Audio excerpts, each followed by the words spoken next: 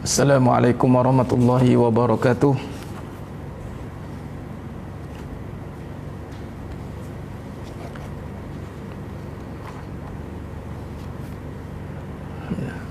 Assalamualaikum warahmatullahi wabarakatuh.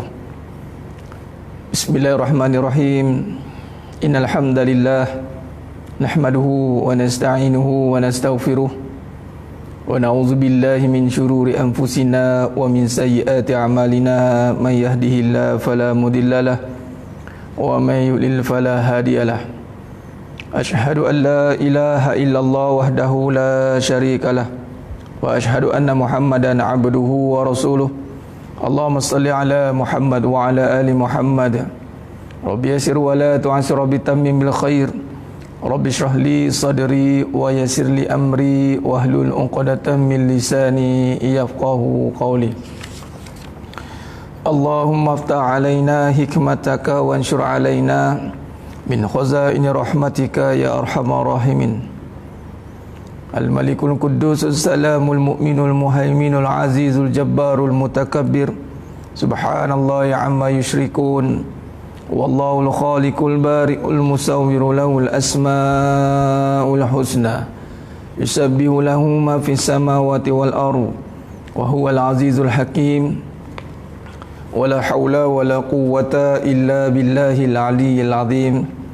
Wala manja minallah illa ilaih. Bismillahi amantu billahi tawakkaltu ala Allah la haula wala quwwata illa billahil aliyyil azim. Amma ba'du. Sidang penonton, sidang jemaah mata Allah Subhanahu wa taala, mudah-mudahan kita semua tergolong dalam golongan hamba-hambanya yang benar-benar bersyukur dan hamba-hambanya yang bertakwa, insya-Allah. Amin ya rabbal alamin. Alhamdulillah, panjat dan syukur kepada Allah Subhanahu wa taala lagi sekali di atas kesempatan yang Allah telah berikan kepada kita tentang nikmat yang paling besar itu adalah nikmat kita di dalam iman. Nikmat kita di dalam iman dan Islam. Allah pilih kita. Allah pilih kita menjadi orang yang beriman. Allah pilih kerana iman ni adalah anugerah Allah. Kita tak boleh tentukan siapa-siapa yang orang ni beriman, orang tak beriman. Kita tak boleh tentukan. Kerana iman itulah anugerah Allah. Jadi nikmat iman ini bila kata anugerah, ia mesti dipelihara dengan sebaik-baiknya. Cuma anugerah iman itu bukan dalam bentuk kebendaan. Dia tidak nampak. Dia hanya boleh dilihat, dirasai dengan mata hati, kejiwaan. Bagaimana kita hari ini, kalau kita nisbahkan, kita umpamakan bagaimana seseorang itu mendapat pemberian dalam bentuk kebendaan yang begitu berharga, yang mahal. Bagi contoh, dapat kereta yang mahal, dapat jam yang mahal, dapat apa saja yang dikaitkan dengan yang mahal, maka sudah pasti kita akan menjaganya kerana mahal.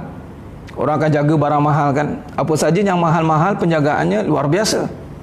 Yang mahal sebab harganya mahal.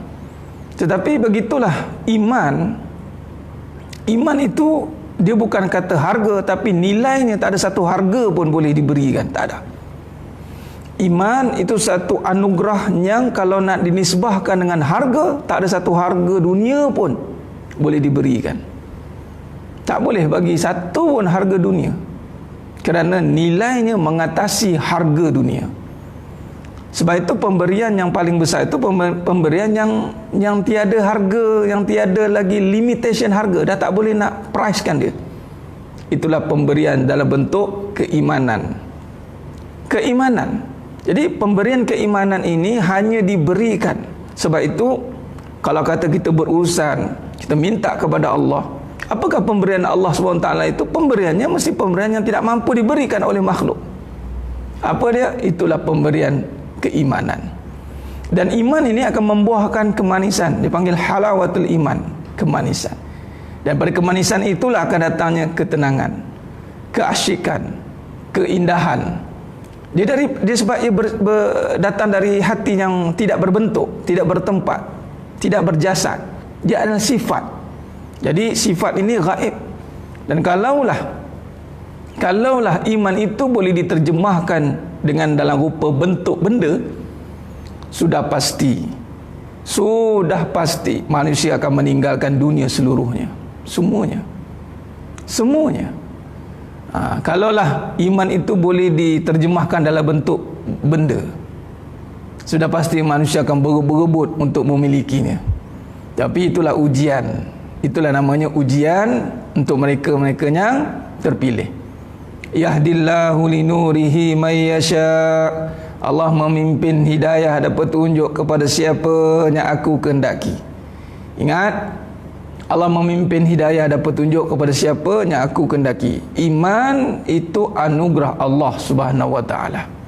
Jadi bersyukurlah kita dengan sebenar-benar keimanan. Kita kena sentiasa merenung, kita kena sentiasa bermuhasabah, kena sentiasa mengingatkan ahli keluarga kita, isteri-isteri kita, anak-anak kita semua, kawan-kawan kita, sahabat handai kita, akan iman-iman yang seringkali disalah ertikan, yang seringkali ditutupi oleh alam kebendaan. Jadi orang yang memahami dalam konteks ilmu kena sentiasa mengulangkan, kena bagi dipanggil tentang peringatan tentang keimanan. Bayangkan bagaimana iman itu tidak boleh diwarisi oleh anak, walaupun ayahnya seorang Nabi. Itulah kisah Nabi Nuh alaihissalam.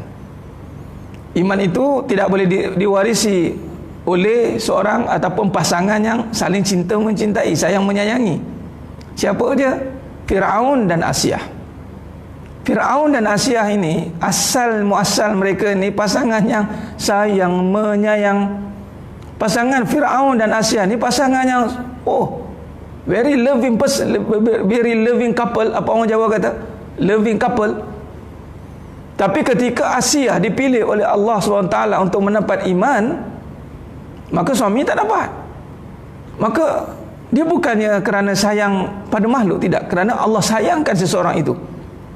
Bagaimana kisah kita lihat Nabi Muhammad SAW. Kisah Nabi Muhammad SAW, pak saudara Nabi Abu Talib tidak diberikan iman walaupun membesarkan Nabi itu. Dan juga kalau kita lihat kisah Nabi Ibrahim alaihissalam, bagaimana ayahnya pembuat berhala, anaknya beriman, bapaknya tidak, malah disuruh untuk dibakarnya. Siapa yang suruh? Ayahnya. Kalau kita lihat banyak lembaran-lembaran sirah, kalau kita nak kaji bagaimana bernilainya iman itu, bukan boleh disuruh-suruh, bukan boleh dipasing-pasing, bukan boleh dipaksa-paksa, kerana ianya anugerah Allah Subhanahu Wa Taala. Jadi selama hari ini, adakah kita benar-benar mensyukuri nikmat yang tidak boleh dimiliki oleh siapa-siapa melainkan Allah berkehendak atas kita untuk jadi orang beriman? Syukur atas nikmat iman. Jadi bagaimana nak terjemahkan syukur dengan iman ini? Itulah dengan menjaga keimanan. Menjaga keimanan itu dengan takwa. Itu kita dah bincang sebelum ini. Alhamdulillah, hari ini kita masuk ke hari yang kedua, Ramadan Al-Mubarak, Ramadan Karim, Allahu Akram. Kita dah masuk hari yang kedua, Road to Jannah, Back to Fitrah. Jadi sedang penonton, sedang jemaah mata Allah SWT, terima kasih kepada semua yang menonton pada pagi yang penuh barakah ni. Bantu lagi, sebar-sebarkan lagi. Masih ada lagi sahabat-sahabat kita mungkin yang sedang menunggu mungkin, ataupun mungkin yang tak ternampak ikon tengah live mungkin. Jadi bantu sebarkan, biar ramai lagi yang mendapat manfaat daripada perbahasan kita ini. Perbahasan kita ini adalah benar-benar perbahasan yang berorientasikan kepada kebenaran. Memang bicara kebenaran ini, ya, semua orang boleh berbicara soal kebenaran, tapi benar-benar menterjemahkan kebenaran itu satu perkara lain. Sukar untuk kita terjemahkan kebenaran, sebab kebenaran ini akan bertentangan dengan perasaan. Kebenaran ini akan bertentangan dengan kehendak perasaan ataupun kehendak nafsu. Ya. Perbincangan kita bukan sekadar perbincangan yang sedap didengar oleh halwa telinga, tidak. Perbincangan kita benar-benar perbincangan yang mencari solusi kepada kehidupan, yang mampu menyentap jiwa kita, sentap jiwa kita agar tidak lagi tenggelam dengan lautan perasaan. Hari ini pelbagai isu-isu bangkit, berbagai persoalan-persoalan timbul daripada kehidupan yang bercampur aduk. kebenaran dan kebatilan itu telah dicampur adukkan, menyebabkan kita sukar untuk membincangkan dia. Sebagai contoh, isu perempuan, sukar nak berbincang soal perempuan ni kerana perasaan itu lebih mendominasi kaum perempuan, malah menyatakan pula perasaan itulah yang menjadikan kaum perempuan itu istimewa. Cukup pelik bin ajaib betul perbincangan kita. Ramai meletakkan bahawa perempuan itu sangat istimewa kerana dianya adalah ciptaan yang penuh dengan perasaan. Sedangkan Allah tidak pernah berkata begitu. Allah mengatakan bahawa ciptaan manusia itu semuanya sama di sisi Allah SWT. Yang membezakannya adalah iman, takwa. Sidang penonton sidang jemaah mata Allah Subhanahu Wa Taala. Sebab itu kita kena benar-benar menghayati, memahami. Perempuan ini complicated kerana dikomplikatedkan. Kerana tidak ada perbahasan yang benar-benar mahu menyingkapi apakah perempuan itu dari sudut pandangan sebenar. Nabi sudah bagi tip dah, Nabi sudah bagi hint. Yang perempuan ini dijadikan dari tulang yang bengkok. Tapi kalau dibiarkan terus bengkok, kalau diluruskan terus, dia akan patah. Jadi maknanya apa? Maka kena kaji. Kena kaji. Bukan kata, ya dah perempuan memang macam tu ustaz, jadi kita ikutkan aja perempuan ini. Akhirnya isu-isu kemanusiaan yang tidak diselesaikan dengan kebenaran menjadi perkara yang diketengahkan. Isu-isu kemanusiaan, human right dipanggil. Human right. Datanglah puak-puak golongan-golongan tentang hak perempuan. ISIS contoh. Sister in Islam. Guna nama Islam tetapi isunya perempuan. Guna nama Islam tetapi nak menegakkan perasaan. Malah kena balance itu bagaimana? Sebab itu perbincangan kena balance. Dipanggil tablik itu bukan perbincangan yang tidak ke kiri, tidak ke kanan. Sebenarnya lurus ke depan. Maka di sini kajian yang terperinci. Saya telah nyatakan tentang bagaimana kalau benarlah manusia itu bermain dengan perasaan yang begitu banyak. Jadi nak menundukkan perasaan ini adalah dengan satu je, kebenaran. Dan kebenaran itu adalah ketegasan. Tegas. Saya buat perumpamaan contoh. Ini mukadimah baru ni, belum kita masuk tajuk ni. Kita bincang-bincang dulu belum kita masuk tajuk seterusnya. Day 2, Road to Jannah, Back to Fitrah. Saya nak sentuh dalam bab bengkok ni. Saya nak ulang lagi sekali perbincangan ini, yang mana insya-Allah satu ketika nanti akan keluarlah satu kajian berkenaan tentang wanita yang lebih mendalam, bersandarkan tentang hukum alam, yakni hukum Allah, tentang apakah sebenarnya wanita ini. Cuma saya akan letakkan di sini perbincangannya. Kenal pasti daripada sudut hadis, kemudian daripada Al-Quran, dan menyatakan bahawa pertama dari tulangnya bengkok. Bila kata tulang, Nabi tamsilkan bahawa wanita ini umpama tulang. Umpama itu dipanggil tamsil, perumpamaan ataupun qiyas. Dikaitkan, kinayah pun boleh. Qiyas itu kesimpulan, tapi kalau kata kinayah itu dikaitkan. Baik. Jadi kalau bengkok, tulang, kena cari, kena renung tulang. Sebab agama Islam bukan agamanya taklid. Agama Islam ditegakkan dengan evidence, bukti. Dan bukti ni bukan daripada orang. Bukti ni mesti bersandarkan nas, Al-Quran dan As-Sunnah. Mesti. Dia tidak boleh tengok orang, tu bukti. No, kita bukan belajar daripada kebendaan. Ingat, kita bukan nak melihat case study based on kerosakan. Tidak. Malah ini jauh sekali. Allah suruh kaji melalui Al-Quran. Yatafakkarun ulul albab. Inna fi khalqis samawati wal ard wa ikhtilafil laili wan nahar tila ayatil liulil albab. Allah suruh tengok kejadian alam, bukan tengok perangai manusia yang tak tentu hala ni. Allah tak suruh kaji perangai manusia yang tak tentu hala. Sebab tak semua manusia yang akan ikut Allah. Semalam kita dah sentuh surah An-Nisa ayat 1. Dah sentuh dari diri yang manusia yang satu. Kita dah sentuh tentang surah Al-Baqarah ayat 35, ayat 36. Bagaimana asalnya Nabi Adam AS itu daripada surga. Kemudian diturunkan ke dunia, ke bumi ini kerana sebagai satu hukuman. Dan Allah kata sebahagian kamu akan menjadi penentang kepada sebahagian yang lain. Ayat 36. Ayat 36 Al-Baqarah, Allah kata sebahagiannya akan jadi penentang kepada sebahagian yang lain. Mana kalau kita nak kaji manusia semata-mata, sebab akan ada manusia yang menentang Allah. Jadi kita tak boleh jadikan manusia ini sebagai evidence. Kita tak boleh jadikan apa yang berlaku surrounding ni sebagai kita punya fikrah, kefahaman kita. Sebab tak semua yang kita tengok itu benar dalam kebenaran. Tak boleh.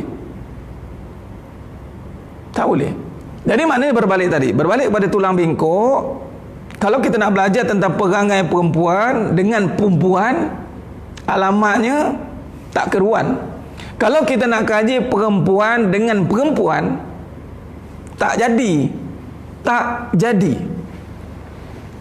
Jadi kaji perempuan ini dengan Al-Quran. Kaji perempuan ini dengan suruhan, dengan larangan, ataupun kaji manusia. Jadi kalau kaji dengan perempuan tak jadi, dia tidak akan keruan.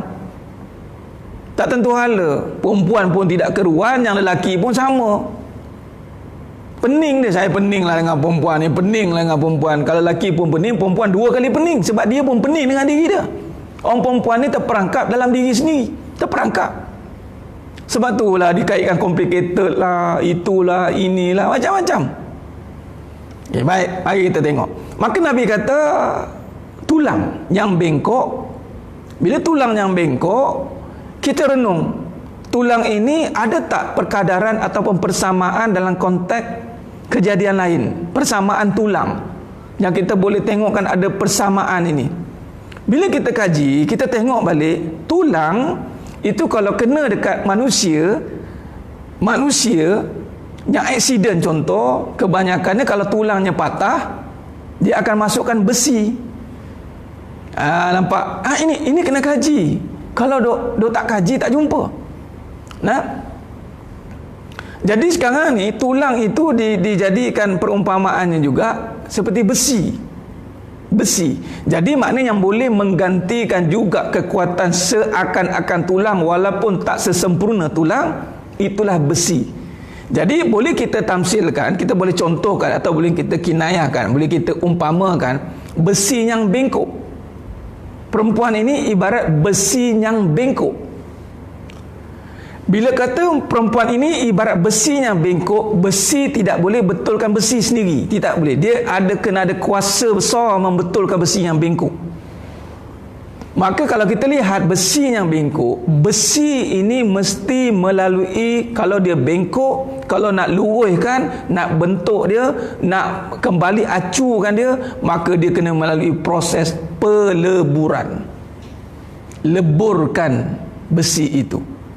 Leburkan dia. Maka peleburan ini adalah satu proses yang mesti dilalui oleh perempuan dan semua manusia. Sebab apa semua manusia? Sebab yang dimaksudkan menjadi complicated pada perempuan itu adalah perasaan, nafsu. Kalau kita kaji susu jalur nafsu ni pula, itu kita lihat bagaimana Nabi Adam AS dengan Siti Hawa. Nabi Adam AS dengan Siti Hawa, nama pun Hawa. Hawa ni pasangannya adalah nafsu. Itu dipanggil Hawa nafsu. Dan nafsu ni, sifat nafsu itu lembut. Sifat nafsu itu halus. Sifat nafsu itu membelai. Sifat nafsu itu menggamit. Sifat nafsu itu membuai-buai. Sebab itu ketika disuruh kepada Nabi Adam AS dengan satu penyataan saja, tidak perlu marah-marah, tidak perlu tegas-tegas, cakap, bang, makanlah buah ni. Nampak tidak? Maka bila kata datangnya dari seorang perempuan yang mampu mengalihkan perhatian kembali, yang mana asalnya perhatian itu telah jelas, iaitu Nabi Adam AS telah jelas. Allah kata wala taqraba hadhihi syajarah, clear. Tapi kerana Bagaimana boleh terkeluar daripada fokus itu? Kerana ada hembusan. Macam kita lah bawa kereta, yang menyebabkan kita lalai tu sebab ada hembusan, dia panggil mengantuk. Bila mengantuk, lalai, dia lembut. Kalau tegas bawa, dia tak tidur. Tapi kalau bawa dengan lembutan, bawa dengan satu, dia panggil kemanjaan, memang tidurlah kawan tu bawa kereta. Begitulah di waktu nak mempertahankan suruhan Allah, Allah kata wala taqraba hazihi syajarah, yakni surah Baqarah ayat 35. Jelas untuk mempertahankan suruhan Allah, tiba-tiba ada hembusan nafsu daripada Siti Hawa, lalu dinamakan hawa nafsu. Hembusan ini yang bahaya. Dan hembusan nafsu ini juga ada pada lelaki, nafsu. Maka perasaan sama dengan nafsu, sama dengan emosi. Sama je perkataan dia. Perasaan, nafsu, emosi sama. Perkataan saja berbeza, kumpulan yang sama. Kalau chemical reaction tu, jadual chemistry, siapa ambil kimia. Saya dulu sekolah agama, sekolah Samta Tengku Puan Jemaah, saya ambil fizik kimia. Kita sekolah agama sains. Jadi belajarlah bab kimia ni, kenapalah dia punya kumpulan-kumpulan dipanggil apa, gas-gas itu, kumpulan gas. Jadi kumpulan yang sama. Perasaan, emosi, nafsu, bagilah nama apa pun, maka kumpulannya adalah kumpulan nafsu. Maka nafsu ini yang mana mendominasi manusia, dan manusia yang paling dominan didominasi oleh nafsu ini adalah perempuan. Kerana perempuan ini memang sifatnya lembut. Bila lembut dengan halus, kenalah. Lembut, kelembutan dan kehalusan, kemanjaan, memang kena. Sebab itu kebanyakan nanti Dajjal datang, yang banyak akan ikut Dajjal itu adalah perempuan. Sebab Dajjal itu datang itu dengan membawa nafsu, membawa kelembutan, membawa perhiasan, membawa belayan, membawa puji-pujian. Sama. Maka sekarang ini nak bagi tahunya bagaimana komplikatednya nafsu ini, sehingga kewujudan nafsu itu disalahertikan bahawa inilah yang baik. Bayangkan kehalusan itu, kita menganggap itu kebaikan. Halus. Pada contoh bagaimana Siti Hawa, ini ada kaitan juga dengan kajian kita semalam. Dari mana asal usul kita? Asal usul kita dari syurga. Sebab apa dari syurga? Kerana kita orang beriman wajib mengimani 25 rasul. Itulah bermula dengan Nabi Adam AS. Allah berfirman, wa qulna ya Adamu uskun anta wa zaujukal jannah wa kula minha ragadan haitsu syi'tuma wa la taqrabu hazihi syajarah. Maka cuba tengok kelembutan yang datang daripada isteri Siti Hawa ini dianggap betul. Nampak? Jadi sekarang ni macam mana nak berbicara soal kebenaran yang membawa ketegasan di saat manusia mencari kelembutan, kehalusan. Saya tak kira ustaz betul ke tak betul, benar ke tak benar, yang penting ustaz kena lembut lah, kena halus lah. Kalau begitu, kalau datang si Dajjal yang membawa bicaranya halus, lembut, bicaranya soal kedamaian, tetapi orientasinya adalah kebendaan, orientasinya adalah membawa kita lupa Tuhan, lupa Allah. Di mana? Nah, inilah berlaku pada wanita. Jadi memang halus, hawa nafsu. Maka kalau nak dikaitkan dengan puasa, kenapa puasa ni melawan hawa nafsu ustaz? Kenapa? Cuba lihat, kutiba alaikumus siyam. Nampak? Sada. Bila kita sebut siyam ini hembusan, dia halus. Kutiba alaikumus siyam, bukan menahan diri fizikal, tapi menahan dirinya mengikutkan sada, hembusan. Kutiba alaikumus siyamu kama kutiba alazi. Maka siam itu daripada huruf sad. Siam ada hamas, ada bunyi, ada angin. Kalau sa ni nipis. Sad ni maksudnya penuhnya nafsu ni. Bayangkan. Sad. Nampak? Begitu sad. Bila kita buat sad, ini satu huruf yang mengumpulkan, bentuknya itu penuh. Kalau sa, ada juga huruf hamas sa itu nipis.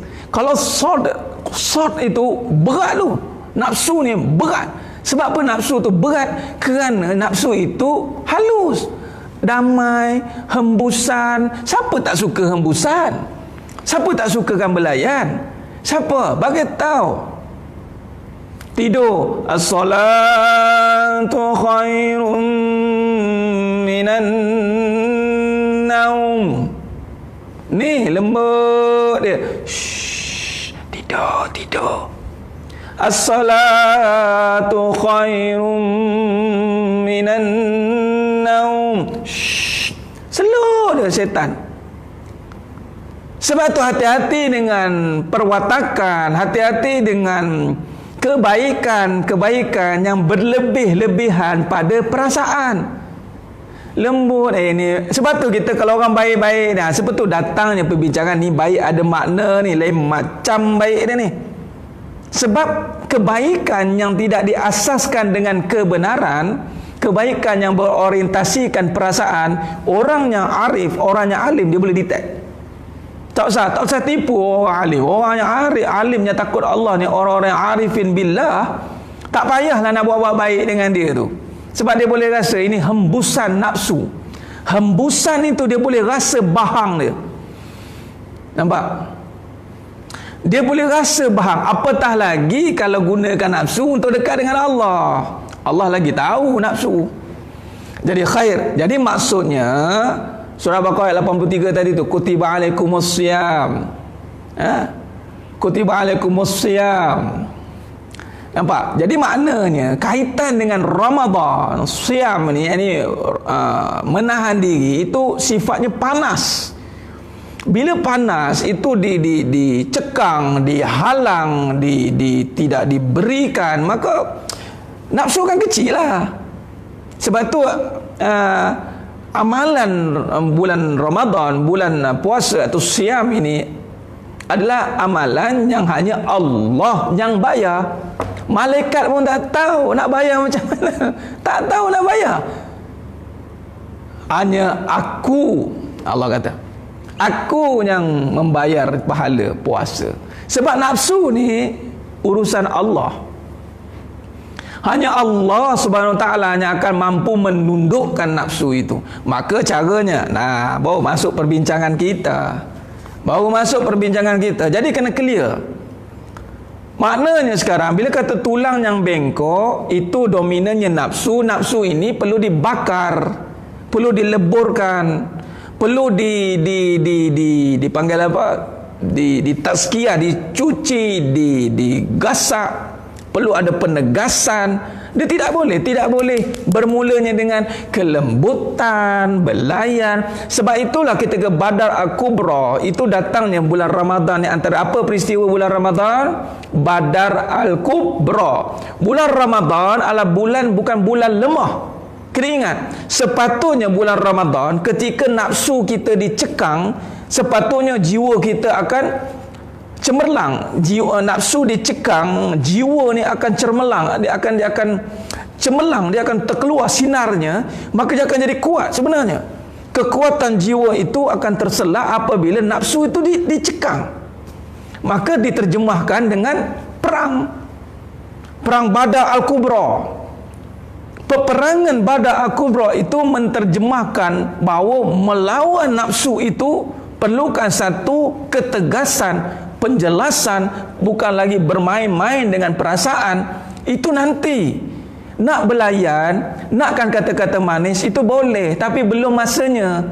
Kalau masih ada cemburu, masih ada hasad, masih ada berbincang soal berbagi kasih sayang, masih ada berbincang soal kekeliruan, tidak pantas ataupun tidak layak dia untuk dibelai, kerana dia akan melihat kebendaan. Dia akan hanyut. Sebab tu mari kita kaji, sidang penonton, sidang jemaah mata Allah SWT. Baik, maka kita kaji balik. Itu nak kait dengan tulang tadi. Nanti kita sambung lagi bab tulang tu. Banyak ni, panjang lebar perbahasan dia bab tulang yang bengkok ataupun besi yang bengkok. Jadi bersiap sedia untuk dibakar. Orang yang bakar dan dibakar, dua-dua terbakar. Yang membakar itu lelaki pun terbakar, yang dibakar itu apatah lagi terbakar. Kerana orang yang berurusan dengan besi yang panas, pasti habanya, bahangnya akan terkena juga. Sama, dua-dua kena. Sidang penonton, sidang jemaah mata Allah Subhanahu wa taala. Khair, alhamdulillah. Baik, mohon sharekan, sebarkan lagi perbincangan kita ini. Sebab hari ini kita melihat, saya melihat dari satu sudut perbincangan tasawuf, perbincangan akidah. Cuba lihat. Dalam keadaan semasa hari ini, kebaikan yang bersifat akidah, kebaikan ini akidah. Sebab kebaikan itu melibatkan ikhlas. Bila kata ikhlas itu akidah. Jadi kebaikan akhir zaman ini, cuba lihat, difitnah. Lalu orang pun cakap, susahnya nak buat baik ni. Buat baik pun salah, tak buat baik pun salah. Betul tidak? Betul tidak? Bagaimana akhir zaman ini kebaikan difitnah? Orang pun cakap, buat baik pun salah, tak buat baik pun salah. Maka saya jawab begini, bukan payah, bukan susah nak buat baik. Semua orang boleh buat baik. Semua orang. Tapi yang susahnya adalah bukan berbuat baik, tetapi benar di dalam kebaikan. Benar tu, ketika nak lakukan kebaikan, adakah dia benar dengan Allah atau dengan makhluk? Ini bukan kerja kita untuk menghukum. Kerana dalam kebaikan itu milik Allah. Ketika dia melaksanakan kebaikan, semua orang boleh klaim dia buat baik. Semua orang boleh klaim. Saya buat baik, saya tolong abang, saya jaga abang, saya itu, saya gini, saya dan saya dan saya dan saya. Semua orang boleh klaim. Suami pun boleh klaim, saya dan saya dan saya dan saya. Semua orang boleh klaim, tetapi hakikatnya Allah yang menilai. Kerana kebaikan itu yang susah, bukan berbuat baik, berbuat benar di dalam kebaikan. Benar di dalam kebaikan itu yang susah. Bukan buat baik senang, semua orang boleh. Susah, tak kisah siapa-siapa pun, macam Ustaz Abid ke siapa-siapa. Difitnah ini bukan soal buat baik, bukan soal susuk tubuh Ustaz Abid Liu tu. Saya tak nak bicara susuk tubuh Ustaz Abid Liu. Ustaz Abid Liu itu sudah berada dalam susuk tubuh baik dah. Dan saya tak nak kebaikan itu dengan air mata. Jangan kaitkan kebaikan itu dengan tangisan. No. Kebaikan tu bukan dengan tangisan. Habis perang Badar Al-Kubra itu dengan darah, nak cakap apa? Orang yang berperang kebaikan tu dengan darah, para syuhada tu nak cakap apa?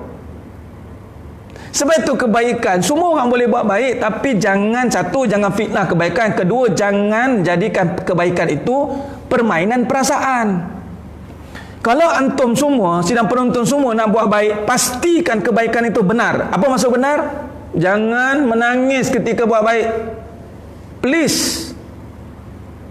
All out buat baik. Kalau nak buat baik sungguh-sungguh. Nak tunjuk orang, silakan. Nak tunjuk kat dunia, silakan. Tak ada masalah.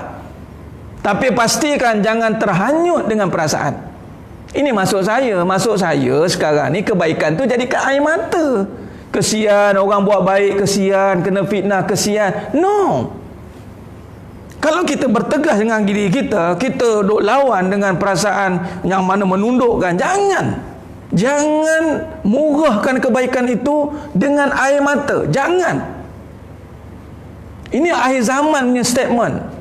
Isteri baik saja menangis, isteri baik saja rasa terpinggir, isteri baik saja orangnya lemah. Saya ni nak buat baik Ustaz, tapi saya ni mana ada. Buat baik ini benda yang firm. Kalau you nak buat baik, silakan. Mantap, buat.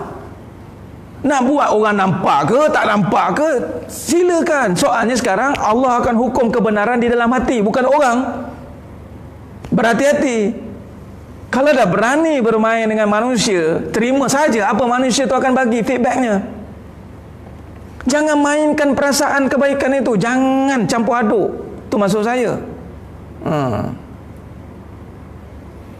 Apabila isteri memasak dengan ikhlas, ya itu kebaikan. Kebaikan ni maknanya apa saja yang membawa kepada torik, yang membawa hasanah, menyampaikan, itu semualah kebaikan. Kebaikan ni luas, tapi pastikan dia ikhlas. Jadi semua orang boleh buat baik, tapi yang susahnya adalah nak benar di dalam kebaikan. Jadi sebab itu kita tak tahu kebenaran, kita tak tahu orang buat baik itu benar atau tidak. Jadi jangan kita hukum. Satu, kedua, jangan kita backup sangat.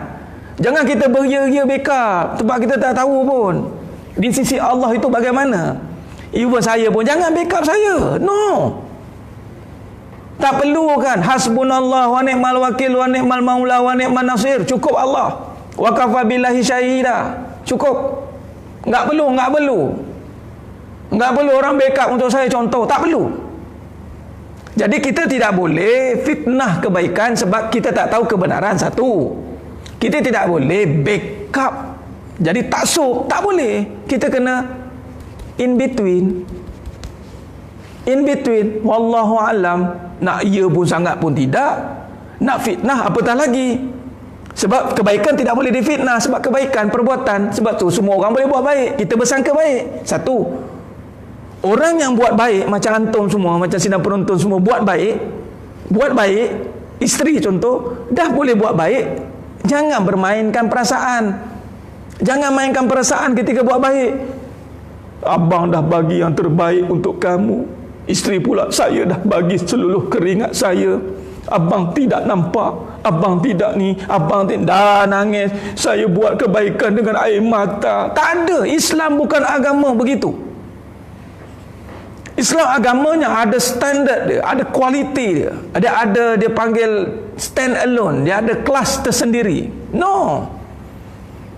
Mana ada orang kalau nak beli barang mahal merayu-rayu? Tak ada. Mahal nak beli, dia beli. Tak nak beli sudah. Dia firm begitu. Jadi ingat, letakkan diri pada kebenaran. Ya, bila tak rasa diri dia baik, tak terkesan lah. Kalau satu masa sidang penonton yang dimata Allah SWT, anda seorang isteri contoh melakukan kebaikan tetapi tidak dihargai, malah dikecam oleh suami, anda nak buat apa? Anda nak menangis? Anda nak bagi tahu siapa hati abang tidak hargai saya? Saya hanya ada Allah. Allah Ta'ala akan backup saya. Nak cakap macam tu? Tak payah. Kalau dia kecam, suami kecam isteri yang benar-benar baik, ya alhamdulillah, buat aja. Ni sudah baik tapi diduakan. Ui, dah baik pun dua. Kenapa ni ustaz diduakan? Bukan soal baik itu mesti satu. Ini siapa hati abang, apa yang tak cukup lagi pada saya ni? Saya dah baik untuk abang dah. Saya dah sempurna untuk abang. Pula dah macam-macam PN keluar. Genuine. Islam ada proud, dia ada satu nilai yang tidak boleh dibeli oleh dunia, tak boleh. Isteri yang soleha adalah isteri yang ada kelas tersendiri. Dia tidak perlulah kepada pujuk rayu, dia tidak perlu, tetapi dia akan hidup dalam kelembutan, dia akan hidup dengan kasih sayang. Tapi bukan hidup dengan perasaan. Yes. Begitu cara dia. Sidang penonton, sidang jemaah mata Allah SWT. Ya, sebab sedih tu perasaan. Kutuk itu kenyataan. Kenyataan. Terimalah kenyataan. Kita mulia sangat ke nak sampai nak dipuji tu? Mulia sangat ke kita sampai nak dipuji tu? Kebaikan pun Allah punya, dari Allah. Kalau buat kebaikan tiba-tiba tidak dipuji, nah sememangnya, sebab kebaikan bukan milik kita. Nampak tak? Postman hantar barang. Tiba-tiba postman itu dipuji. Postman kata, buat apa puji saya? Saya hantar barang aja, bukan barang ni bukan saya punya, katanya. bagi. Ataupun postman, berapa ramai postman yang kita ketika bagi barang kita cakap terima kasih kat dia? Cuba postman. Ada tak kita ni sekarang zaman online ni, kita siarah dia, letak atas meja, katanya tak kenal pun, tak apa, okey balik. Padahal kawan tu hantar barang, ada postman tu terasa sampai hati tak terima kasih kepada saya, sampai hati tak terima kasih kepada saya, lepas ni saya takkan hantar lagi barang kat rumah orang ini. Nampak gaya kalau lah postman macam tu, bungkus lapoh laju tu. Sebab apa tidak macam tu? Sebab postman dibayar gaji, dah ada gaji. Kau terima kasih ke tak terima kasih tu Tuhan punya pasal, yang penting aku dapat gaji. Patutnya, nampak tidak? Samalah kita, ketika kita buat baik, kita postmankan kebaikan itu, kita sampaikan kebaikan itu. Ketika tidak dipuji, kita tidak dikatakan terima kasih, malah dikecam. Ya, ada apa urusan dengan saya, dengan kamu? Ya silakan kecam. Saya mengantar saja. Kalau dia tidak terima kasih dengan kebaikan itu urusan dia dengan Allah, bukan urusan kita. Kalau kita terkesan dengan kebaikan itu, berarti kita ada problem dengan Allah.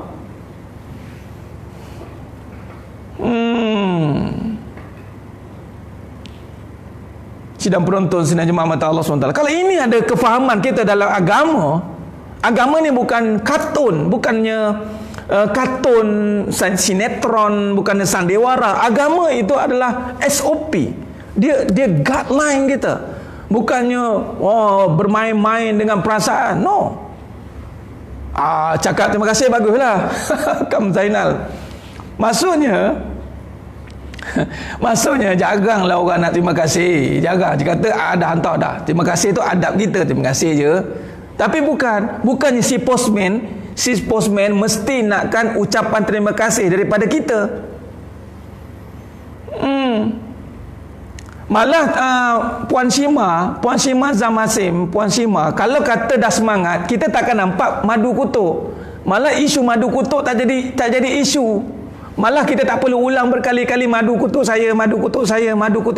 Tak payah. Tidak jadi isu. Sebab isunya adalah soalnya kita ni benar buat kebaikan atau buat baik. Itu saja. Tidak perlu terlihat lagi makhluk. Kita mencari Khalik. Barang siapa yang masih perjalanannya mencari makhluk, terhijab dia daripada Khalik. Khalas. Barang siapa yang masih perjalanannya mencari makhluk, tertutuplah dia pandangannya dengan Khalik. Khalas. Sidang penonton, sidang jemaah mata Allah SWT. Khair. Jadi mari kita lihat apa kaitannya dengan perbahasan kita pada pagi yang penuh barakah ni. Nah, kita dah masuk kepada Road to Jannah. Bagaimana ni Ustaz? Rasa macam faham, tetapi buat-buat tak faham ni. Tuan Razak Ahmad Dahlan, saya dah tidak dibenarkan sebut ibu-ibu, bapa-bapa. Enggak bisa sebab dimarahin sama emaknya. Mak saya enggak bagi. Baik, saya ada penasihat. Dalam saya berceramah ini, saya sedang diperhatikan. Mak is watching, ayah is watching. Dia melihat setiap baik-baik kata saya ini, lenggok gerak-geri saya ini, diperhatikan, dibagi markah, dinilai. Satu-satu dinilainya. Silap hari bulan kena balik. Ya, sidang penonton, sidang jemaah mata Allah Subhanahu wa taala. Baik, jadi mari kita lihat. Bila kata perjalanannya Road to Jannah, jalan menuju syurga, itu dikaitkan dengan surah Al-Baqarah 183. Ya ayyuhallazina amanu taqullaha haqqa tuqatih. Ya ayyuhallazina amanu kutiba alaikumusiyam. Ya ayyuhallazina amanu kutiba alaikumusiyam kama kutiba alal ladzina min qablikum la'allakum tattaqun. La'allakum tattaqun. Nah. Jadi maknanya sekarang nak bagi tahunya kaitan dengan perbincangan kita ini, maka bila kata takwa itu menjadi agenda, itu takwa atau apa? Kita buat murojaah kembali. Murojaah kita yang semalam day one kita dah kupas tentang takwa. Sedikit sebanyak takwa itu adalah bagaimana kita melakukan apanya Allah suruh, meninggalkan apanya Allah larang. Baik, takwa ini kerja hati, kerja hati yang tidak zahir pada mata kepala manusia. Jadi takwa tidak boleh dihukum oleh manusia. Takwa itu dihukum, dinilai oleh Allah SWT. Sebab tu ibadah puasa itu penilaiannya Allah, bukan orang. Samalah dengan amalan kita semuanya. Itu ketika kita dapat iman, kemudian kita takwa, yakni menjaga hati. Hati-hati daripada takut. Baik, semalam kita dah bincang tentang ketakutan yang wujud dalam hati. Ketakutan yang wujud dalam hati itu adalah dasarnya adalah kesedihan pada keduniaan. Baik, jadi daripada perkara itu yang kita nak bersihkan dipanggil penyucian. Maka jalan menuju jannah, road to jannah, itu bermula dengan jalan penyucian. Jalan penyucian. Ustaz, kenapa penyucian Ustaz? Adakah saya ini kotor? Sudah pasti, kerana manusia yang merasa dirinya suci, itulah orang yang kotor. Kalau merasa dirinya kotor, sudah pasti dia akan menyucikan diri dia. Allah berfirman kan dalam surah Asy-Syams, "Wa nafsin wa ma sawwaha fa'alhamaha fujuraha wa taqwaha." Allah mengilhamkan sukma kefasikan dan ketakwaan. Beruntunglah mereka yang menyucikan, merugilah mereka yang mengotorinya. Baik, jalan penyucian. Baik, maka kalau jalan penyucian, apa yang nak dicuci? Hati. Yang nak dicuci itu adalah hati, cuci hati. Baik Ustaz, kenapa nak dicuci hati itu Ustaz? Adakah dia kotor? Apakah yang menyebabkan hati itu kotor? Bila kata cuci, mesti ada kotoran. Mesti ada kotoran. Kita kena faham, kalau cuci bersih tu, maknanya tiada kotoran, tiada istilah penyucian. Tetapi sekiranya kita berbincang soal penyucian, sudah pasti kita akan ada kotoran. Baik, maka di sini kalau kita lihat, penyucian ditarifkan dalam keadaan kita menghindarkan ataupun menyucikan ataupun membersihkan daripada apa? Kita nak cucikan daripada kotoran apa? Kita nak cucikan kotoran apa ni? Sebab semalam kita dah bincang, hati yang kotor itu, apa sifat hati kotor? Tak puas hati. Hati yang kotor itu, dia tak puas hati, sakit hati. Itu sifat hati kotor. Tak payah bincang banyak-banyak sifat hati kotor ni. Sifat hati kotor ni, dia sakit hati, dia tak puas hati. Apa saja orang buat, sakit hati. Suka tengok orang lain susah, susah tengok orang lain senang. Hasad. Itu sifat-sifat jenis-jenis penyakit pula. Kalau sifat penyakit itu, apakah sifat hati kotor? Itu tak puas hati, sakit hati. Kenapa hati tak puas? Kenapa dia tak puas hati? Kerana hati dia tak puas. Kenapa dia sakit hati? Kerana hati dia sakit. Baik, kenapa? Apa yang menyebabkan hati dia tidak puas? Apa yang menyebabkan hati dia sakit? Itulah kerana satu je sebab. Catat dan ingat sebab ini sampai bila-bila. Tak puas hati, sakit hati sebab apa? Sampai bila-bila. Satu sebab dia tak ada banyak sebab. Dia satu sebab dia. Kita cari apa sebab tak puas hati, sakit hati ni Ustaz? Satu sebab, iaitu dosa.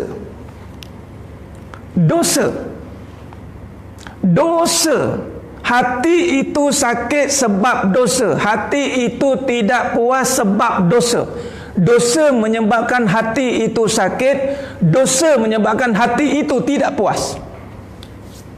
Selesai. Khalas. Titik. Masakan berdosa, kenapa tak rasa berdosa? Inilah masalah kita. Masalah kita tak rasa berdosa. Kita melihat dosa orang. Masalah kita ni tak rasa diri berdosa. Kita tengok orang lain punya dosa.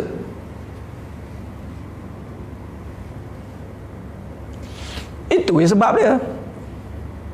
Malah apabila merasakan diri tidak berdosa, melihat dosa orang lain, maka dia telah berdosa. Okey. Dosa. Itu je sebabnya dosa. Jadi kita nak cucikan daripada dosa.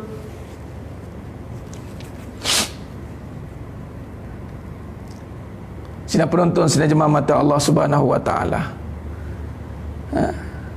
Jadi maknanya kita dah set, kita dah faham Penyucian hati, tak puas hati, itu nak cucikan di hati itu daripada dosa. Dosa yang disebabkan oleh, bila kita hati ni bila seruan sebab hati, apa dosa yang kepala kepada dosa ni? Kena tahu juga ni kepala dosa apa? Dunia.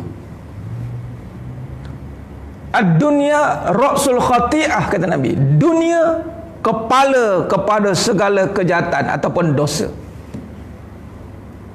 Dunia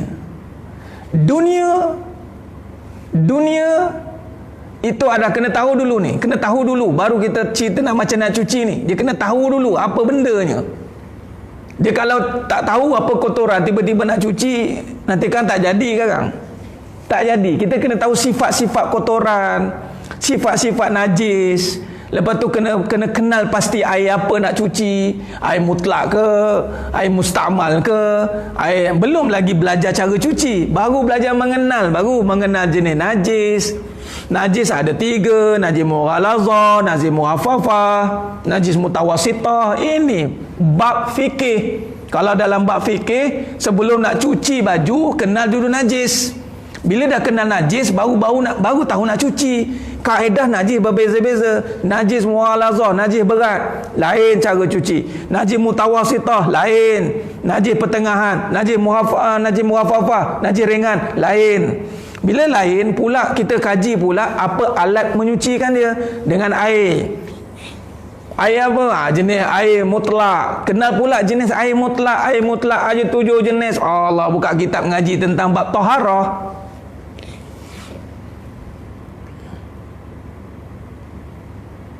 Jadi ini jalan mengenal jenis dosa. Baik, dosa itu adalah dunia. Dunia adalah kepala kepada dosa. Ra'sul khati'ah. Dunia kepala kepada dosa. Cabut kepala, kasih potong itu kepala, selesai masalah. Sekarang ni kepala ni hidup ni. Kepala hidup macam penanggal. Walaupun badan tak ada, kaki tak ada, dia terbang pun. Hidup lagi dia ni. Kepala hidup. Kepala dunia. Baik, sekarang ni mari kita tengok lagi. Apa yang menyebabkan kepala dunia ni? Okey, dunia kepala dosa. Dosa dunia. Dosa dunia ni dipanggil kepala kepada khati'ah. Maknanya mudah nak buat dosa ni dengan dunia lah. Itu Nabi kata tu bukannya semua dunia tu dosa, tidak. Kena faham bukan kata mengatakan dunia tu dosa, tidak. Tapi nak bagi tahu dunia ni kepala dia. Kepala dia. Maknanya yang memudahkan orang nak buat dosa tu dunia lah. Okey, baik. Apa dosa yang menyebabkan sampai bahaya sangat ni dosa ni? Mari kita lihat.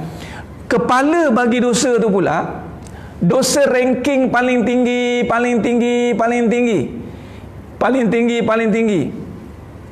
Puan Khawla Al-Azwa, tak payahlah nak ada 1K view, yang penting Allah is watching.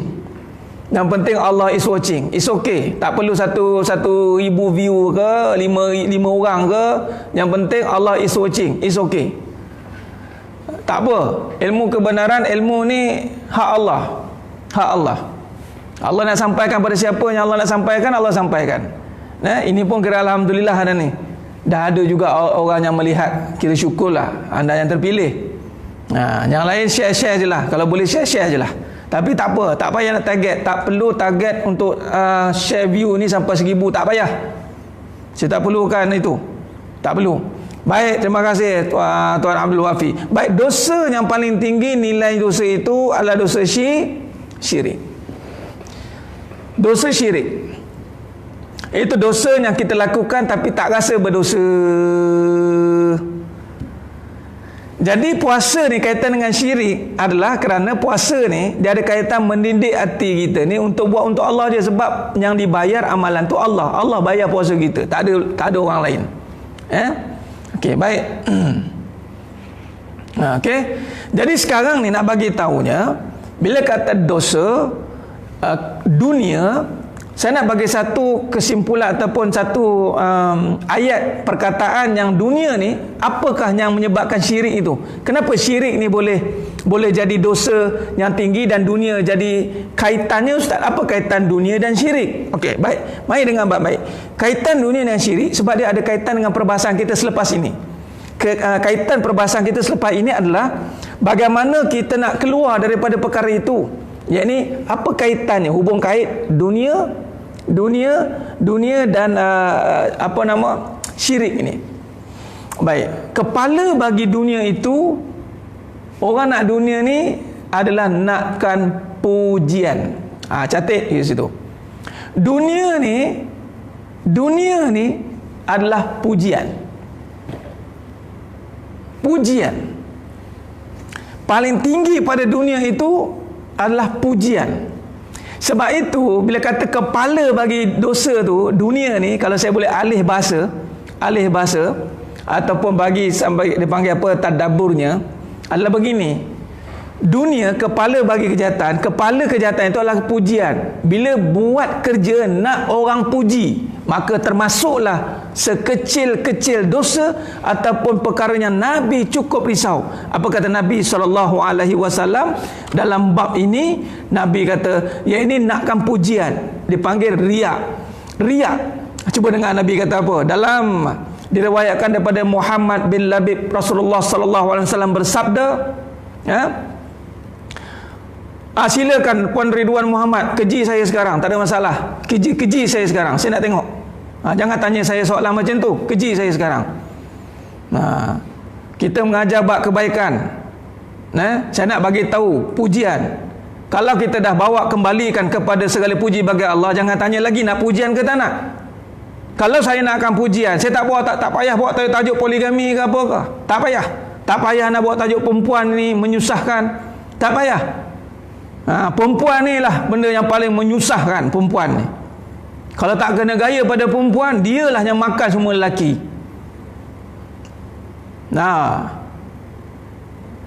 Ya. Kena marah je. Tak ada. Nanti jemaah lain boleh tahulah. Nanti jemaah lain akan jawablah. Marah ke tak marah. Ya. Baik, jadi daripada Muhammad bin Labib, Rasulullah SAW bersabda, akhwafa ma akhafu alaikum syirk asgharu qalu ya Rasulullah wa ma syirku asgharu qala riya. Maksudnya Puan Ridwan, ini mengganggu bukan mengganggu ni. Saya nak bagi tahu janganlah marah. Nanti jemaah lain tolong jawab. Salah soalan, salah jawapan. Salah tanya soalan, ustaz tak nak pujian ke? Jadi Tuan Ridwan expect saya jawab macam mana? Tuan Ridwan maksud nak expect saya jawab macam mana?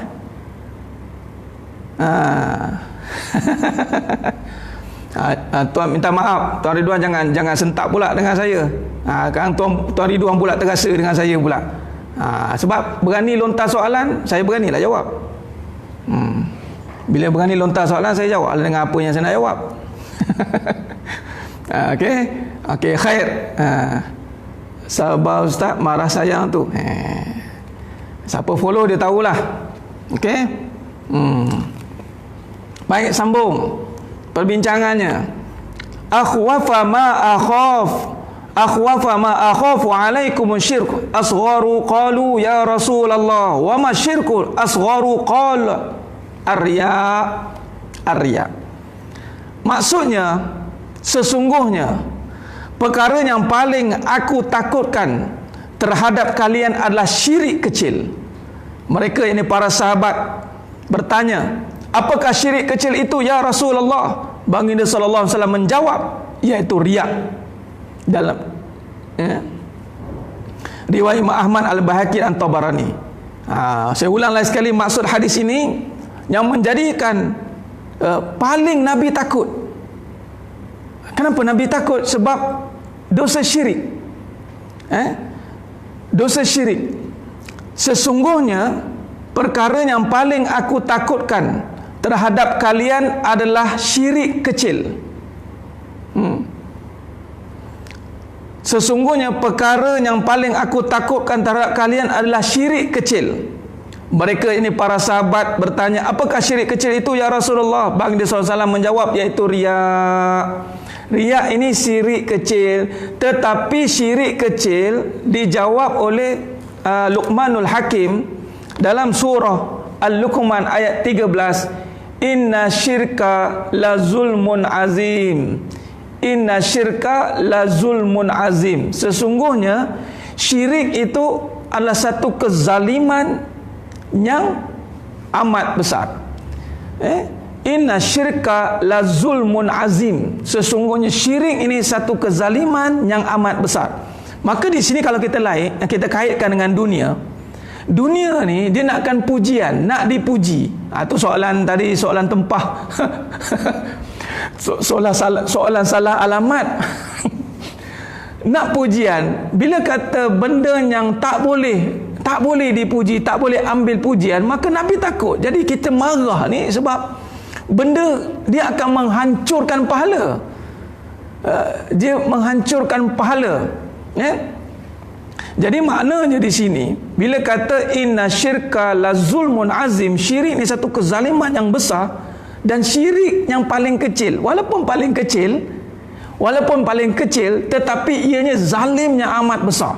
Maka inilah dosa yang akan bersarang dalam hati kita. Kita nakkan pujian makhluk, kita nakkan pujian, kita takut kecaman.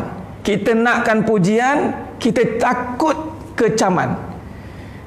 Ni dia antara ciri dia. Takut sangat orang kecam kita, kerana memang sifat. Tapi jangan minta dikecam dengan perkara yang memang kita sendiri cari.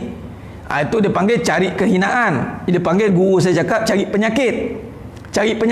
Kau cari penyakit, memang kena kecam lah. Tapi maknanya apabila kita melakukan ketaatan, kita menyampaikan kebenaran, jangan takut kena kecam. Sampaikan. Kalau buat kebaikan, yakni seorang isteri dan suami semua buat kebaikan, jangan takut tidak dipuji, jangan takut orang tak tahu. Allah tahu. Dan ini sangat bahaya. Sangat bahaya. Sungguh bahaya. Benar, terima kasih Tuan Sukardi Ibrahim. Kecil dia, tetapi walaupun kecil, dia akan merosakkan amalan itu. Wa na'udzubillah min zalik. Khair. Jadi sambung. Jadi kaitan dia, ra'sul khati'ah, dunia kepala bagi dosa ini adalah dosa syirik ini. Dan syirik ini diungguli, syirik ini diungguli oleh pujian. Jadi nakkan puji-pujian, nakkan pengaruh, sebab atas daripada harta itu tahta. Nakkan dia panggil self esteem. Self esteem ni apa nama? Kepuasan diri. Mencari kepuasan diri sehingga tak rasa bersalah. Apa masalahnya Ustaz? Ini hal saya. Nampak? Jadi maknanya mencari pujian ini adalah agenda kepada dosa yang akan mengotorkan hati, dan ini akan menjadi tunggangan iblis.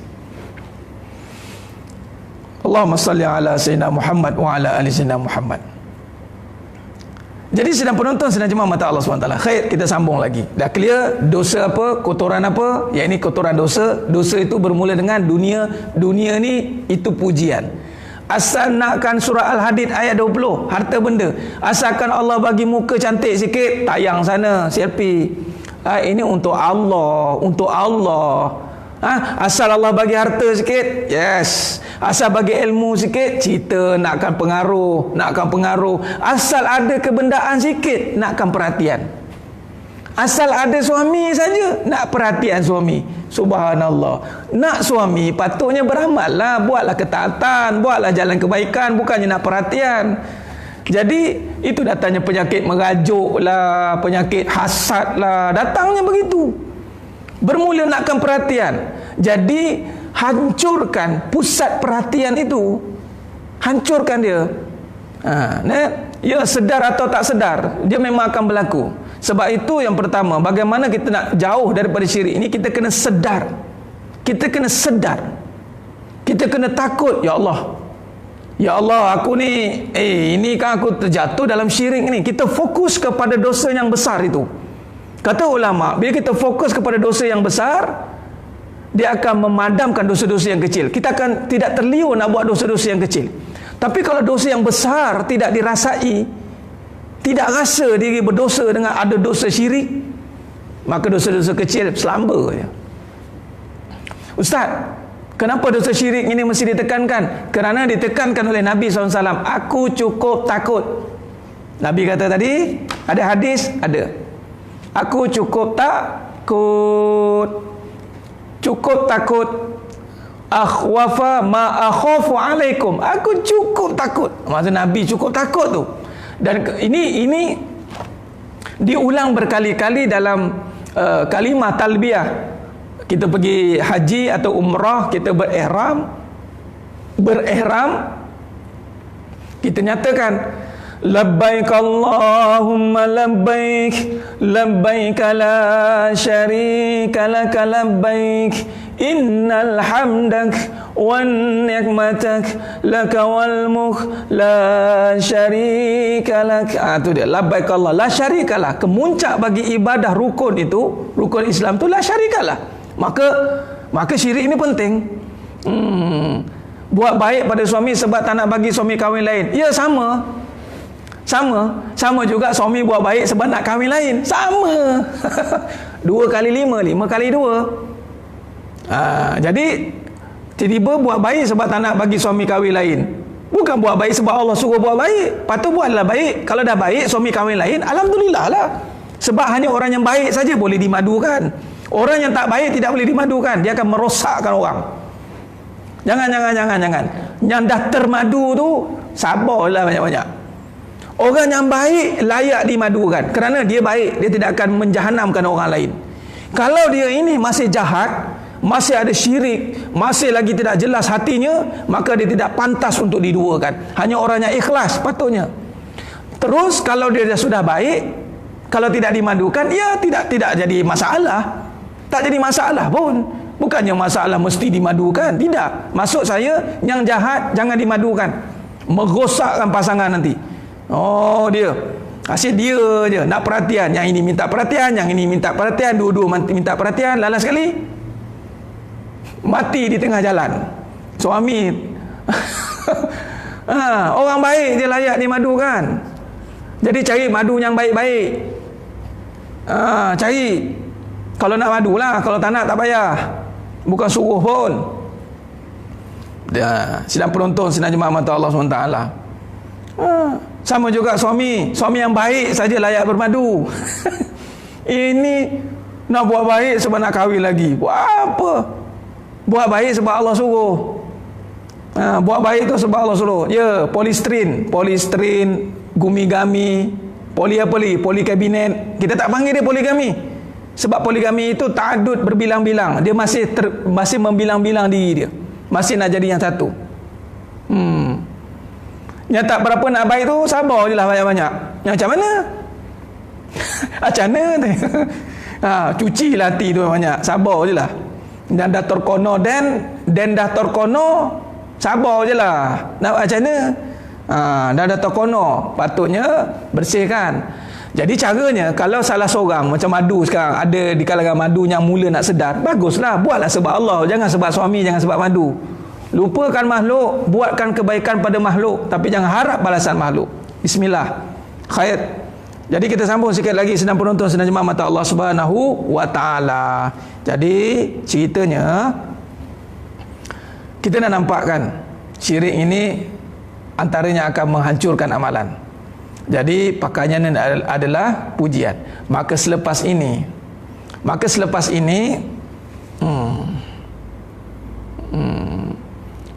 bukan soal tak baik lagi tak ada madu. Maksudnya orang yang baik memang layak dimadukan. Kalau sudah baik tidak dimadukan, bermaksud madu tak ada. Itu jawapan dia. Tak ada madu yang baik, sebab kena dapat madu yang baik juga. Bila isteri sudah baik, maka layak dimadukan. Layak dimadukan. Kerana yang layak dimadukan itu orang yang baik, supaya dia tidak menzalimi. Khair. Kalau yang dah baik tidak dimadukan, maksud jawapannya tak ada madu. Madu tak sampai lagi. Sebab orang yang baik, pairingnya mesti baik. Dia tidak boleh seorang baik, seorang perangai macam iblis. Tak boleh. Seorang iblis, seorang malaikat. Tak boleh. Dia kena dua-dua malaikat. Ataupun seorang iblis, seorang malaikat. Bermaksud dua-dua iblis. Yang pertama iblis, yang kedua iblis. Elok sangat lah tu. Regu kan dia. Gedebak. Cantik. Tapi kalau seorang malaikat, geng-geng yang perangainya seperti torik malaikah, torik nubuah ni tak jumpa lagi. Jadi bukan bermaksud yang satu itu tak baik. Madu yang baik belum sampai. Kalau sampai orang yang baik, dia akan terima madu tu seadanya. Welcome to the club. Silakan, seat masih kosong di belakang, di belah kiri ada seat kosong. Ya, satu je jangan duduk seat saya. Seat saya jangan duduk, seat kosong belakang banyak. Macam tu.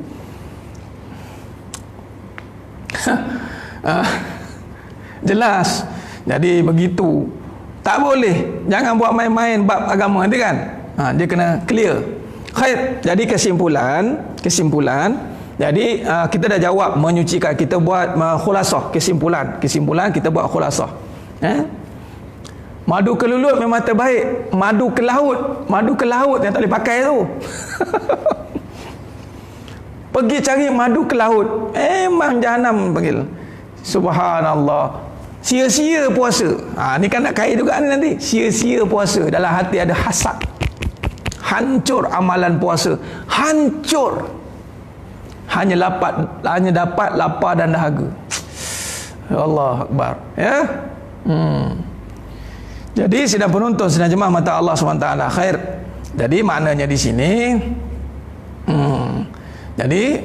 sini kita boleh melihat penyucian daripada dosa.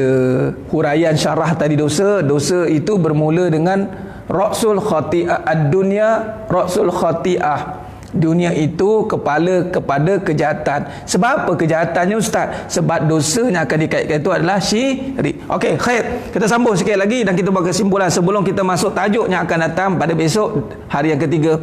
Ya, ini perjalanan untuk keluar daripada dosa ini. Baik, cuma saya nak kaitkan.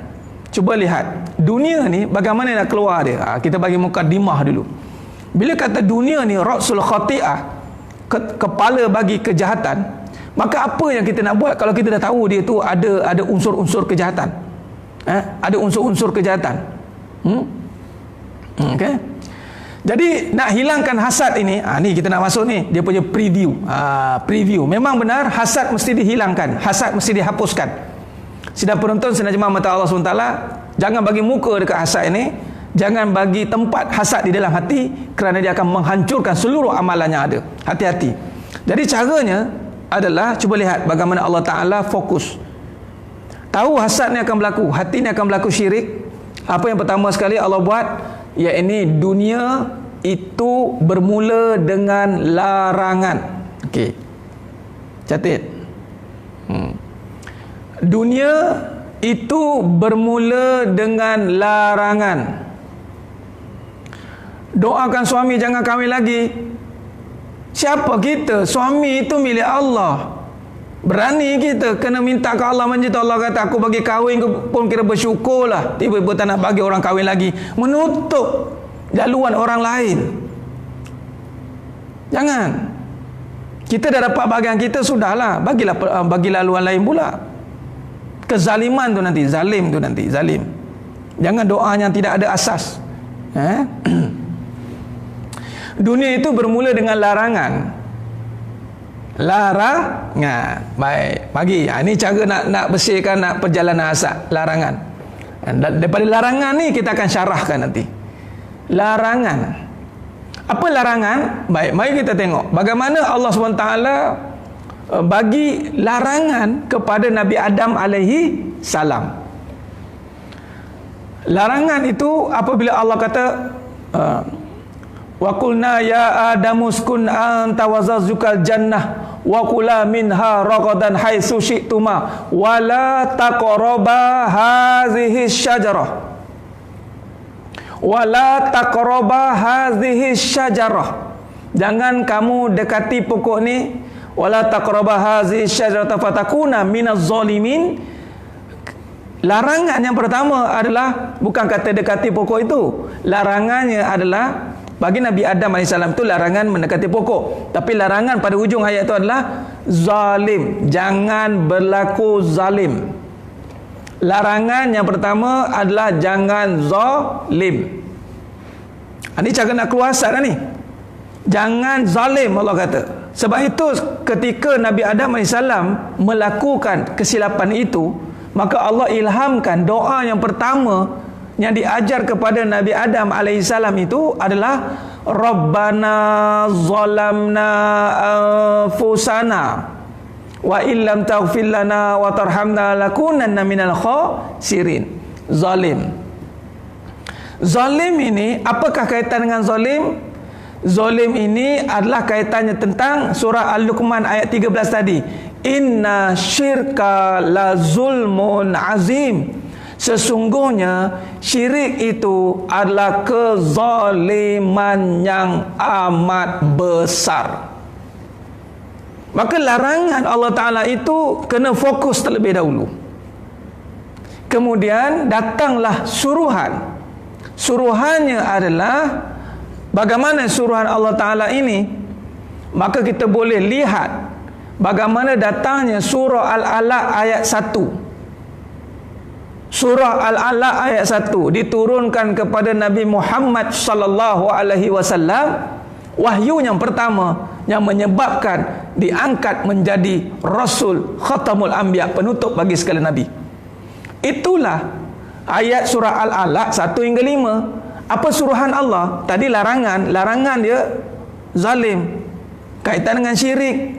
Syirik ni kezaliman yang besar. Caranya adalah Allah suruh Iqra bismi rabbikal ladzi khalaq. Bacalah dengan nama Tuhanmu pada segala kejadian. Maknanya suruhan pertama itu adalah mengabdikan diri kepada Allah, yakni mengesakan Allah. Bila lawan kepada syirik itu mengesakan Allah, tauhid. Lepas ni kita akan belajar bagaimana rumus tauhid untuk membersihkan hasad. Baik. Suami kahwin lain zalim tak? Suami kahwin lain zalim tak? Jawab dulu, zalim itu apa? Zalim itu apa? Zalim itu tidak meletakkan sesuatu pada tempatnya. Zalim yang kita bincangkan ini adalah zalim yang meletakkan diri pada makhluk. Kalau tak kahwin lain pun zalim juga, Puan Nur Aida. Suami yang zalim adalah meletakkan makhluk, meletakkan isterinya pada suami, tidak meletakkan isteri pada Allah. Suami yang zalim adalah menjadikan isterinya benar-benar cinta pada manusia sehingga lalai kepada Allah. Suami yang zalim adalah menyebabkan isterinya tak nampak Allah, nampak makhluk. Itu zalim. Yakni mensyirikkan Allah Ta'ala dengan suami. Isteri mensyirikkan Allah Ta'ala dengan suami, melihat sayang itu pada suami. Zalim. Itu bukan kahwin dua.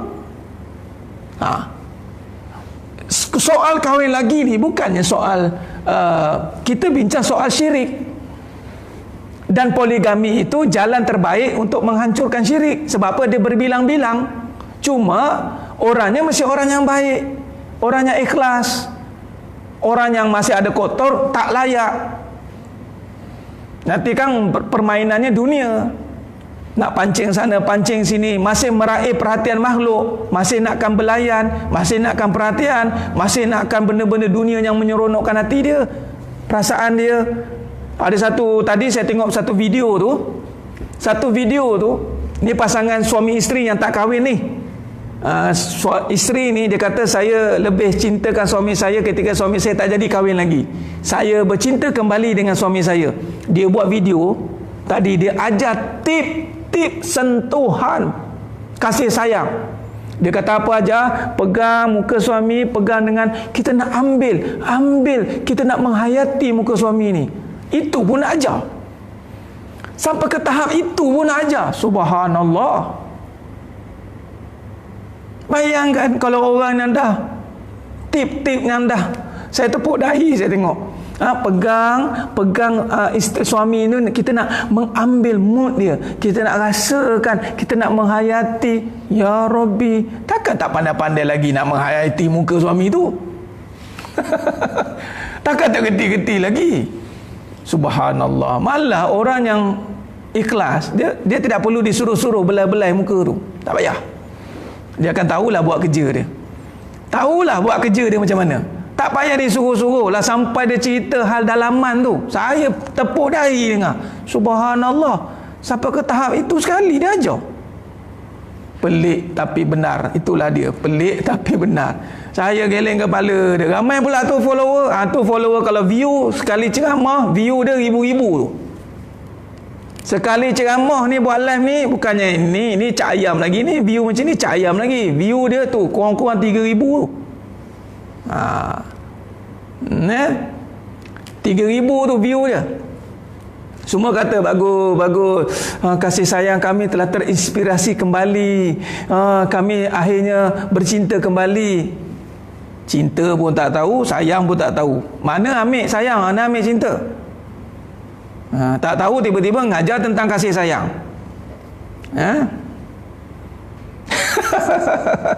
Cuba muka berkedut, tutup lampu katanya. Itulah dia, kadang-kadang tip-tip yang kita boleh sangkal balik dengan logik akal. Logik akal kita boleh fikir balik. Memang menjadi Puan Hamizah, memang menjadi ramai yang follow. Kalau tak jadi tak ramai lah yang follow. Perasaan ni saya nak cerita menjadi. Perasaan menjadi, tak ada masalah, buat je. Nak tergedik, nak tergolek, nak apa-apa, nak berguling, buat je. Jadi. Perasaan jadi. Cuma saya tak jamin benda tu dalam kebenaran, sama ada Allah ridha atau tidak. Itu tak jamin. Sebab kita bincang di sini, larangan syirik tu atas sekali. Larangan pujian tu atas sekali. Kemudian Allah bagi larangan, jangan zalim. Kemudian Allah suruh baca Iqra bismi rabbikal ladzi khalaqa. Khalaqal insana min 'alaq. Iqra wa rabbukal akram allazi 'allama bil qalam 'allamal insana ma lam ya'lam. Baik, sidang penonton, sidang jemaah mata Allah SWT. Memang jadi. Tak usah ajarlah. Ada satu kes lagi saya ajar tu, suami isteri jarak jauh. Bila ditegur, ada ni ditegur lah, dia kata lain orang lain cara ustaz, lain orang lain cara. Bukan saya lah, ada orang lain tegur lah. Kami jangan cara macam ni, memang cara begini memang cara kami katanya. Pula katanya, lantak lah saya cakap. Ya Allah, ramai belah yang ikut tu. Baik. Jadi penutupnya, baik. Jadi maknanya sekarang ni kita dah jumpa larangan dan perintah. Larangan dan perintah. Baik, apa perintah yang pertama turun? Iqra. Itu perintah. Iqra, bacalah. Perintah. Iqra bismi rabbikal ladzi khalaqa. Bacalah dengan nama Tuhanmu yang menjadikan seluruh alam. Nah, ini perintah. Baik, bila kata perintah ni adalah baca dengan nama Tuhanmu. Hablum minallah wa hablum minan nas. Muhammad Ashraf, Tuan Muhammad Ashraf. Hablum minallah itu mestilah berbuat baik dengan Allah, menjaga seluruh ketaatan daripada Allah SWT, lalu menterjemahkan ketaatan itu pada sesama manusia, bukan meraih pujian manusia, bukan meraih terima kasih ataupun meraih perhatian manusia. Hablum minan nas itu mesti suruhan berbuat baik. Saya kalau cakap kan, saya cakap gini, isteri wajib layan suami, wajib belai semua, wajib. Hablum minan nas. Tak payah nak mengada-ngada, saya tak nak buat, saya tak mau. Wajib buat. Itu hablum minan nas. Suami wajib. Dia kata hukum wajib, buatlah. Itu hablum minan nas. Tapi kenapa tak boleh buat? Kerana hablum minallah dia tak selesai. Hablum minallah itu la tusyrik billah illa liya'budun. Sembah Allah. Itu hablum minallah. Wa hablum minan nas, ketika dapat apa yang datang dari Allah itu, yang ini berupa bentuk kasih sayang, wajib menyampaikan kasih sayang. Jangan simpan kasih sayang, sampaikan kasih sayang dalam perkara yang mana selagi tidak melanggar syarak, silakan. Sebab tu benda tu tidak rigid. Jangan ajar benda yang rigid. Sayang tu kau pandai lah orang tu nak buat sayang tu macam mana. Jangan rigid. Baik. Jadi sidang penonton, sidang jemaah mata Allah SWT, larangan la tusyrik billah, perintah itu adalah mengesakan Allah. Iqra itu dalilnya. Baik, kalau kita tengok dalam surah Al-Fatihah, Allah nyatakan dalam surah Al-Fatihah, kita baca selalu, bila kata mengesakan Allah itu bermula dengan Bismillahirrahmanirrahim, Alhamdulillahi Rabbil Alamin. Ini dengan pujian. Ar-Rahmanir-Rahim, Maliki Yaumiddin. Tiga ni mengenal Allah. Iyyaka na'budu wa iyyaka nasta'in. Ini perintah sembah Allah. Bila sudah kenal, sembah. Kenal, sembah. Ini cara dia. Jadi bagaimana caranya? Kita akan sambung perjalanan Road to Jannah, Back to Fitrah pada besok hari. Jadi cukup setakat itu dulu. perkongsian kita pada pagi yang penuh barakah ini. Mudah-mudahan Allah berkati kita semua yang menonton, yang meluangkan masa pada pagi yang penuh barakah ini, di waktu PKP ini dan di bulan yang penuh barakah, dengan niat satu, kita nak keluar daripada kemelut kekeliruan dunia. Dengan barakah Ramadan ini, kita nak ambil peluang betul-betul, kita nak kaji dalam-dalam tentang perkara-perkara yang boleh menghancurkan hasad, menggugurkan perasaan, sehingga kita hidup boleh berlapang hati, bebas dari hasad, bebas dari perkara-perkara yang merosakkan amalan kita. Sebab amalan itu mahal. Itu jelah bekalan yang kita nak bawa balik berjumpa Allah. Sekiranya kita tidak belajar perkara ini, amalan kita bimbang sia-sia. Jadi insya-Allah, terima kasih banyak. Kita sambung pada besok pagi. Jangan lupa tebus janji kita pada siaran Bicara Ilmiah, Duha Online, edisi khas Ramadan, PKP, Perintah Kawalan Perasaan, dalam tajuk Road to Jannah Back to Fitrah. InsyaAllah pada pukul 9.45 pagi, antara 9.45 hingga 9.50. InsyaAllah stay tune, standby pada pukul 9.45. Kita akan bersiaran insyaAllah. Aku lu qauli hadza wa astaghfirullahalazim li wa lakum. Wa bila taufiq wal hidayah. Wassalamualaikum warahmatullahi wabarakatuh. Kita tangguh dengan tasbih kafarah dan suratul Asr. Subhanakallahumma wa bihamdik, asyhadu an la ilaha illa anta, astaghfiruka. Bismillahirrahmanirrahim. Wal 'asr innal insana fi illa alladziina amanu wa 'amilus shalihat wa tawassaw bil haqqi wa tawassaw bis sabr. Wallahu a'lam bissawab. Takbir, Allahu akbar.